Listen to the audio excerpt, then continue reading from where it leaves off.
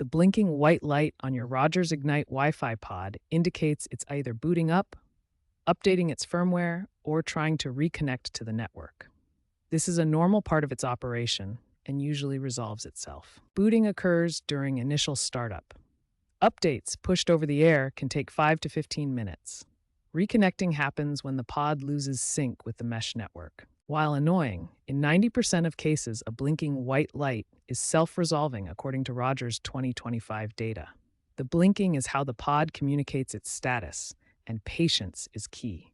Be sure not to interrupt the pod while it is completing its tasks. Consider the alternatives. A solid light means everything is operating as expected, and other colors or patterns represent different alerts. If the blinking persists for more than 20 minutes, try these troubleshooting steps. First, ensure there are no power interruptions or network outages in your area. Check for interference from devices like microwaves. Try power cycling the pod, unplug it, wait 30 seconds, and plug it back in. A hardwired Ethernet connection to the pod can bypass wireless issues during troubleshooting. You can also use the Rogers Ignite app for diagnostics. It may provide specific error codes like PR001 that guide you.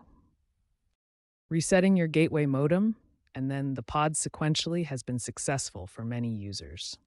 As a last resort, contact Rogers support.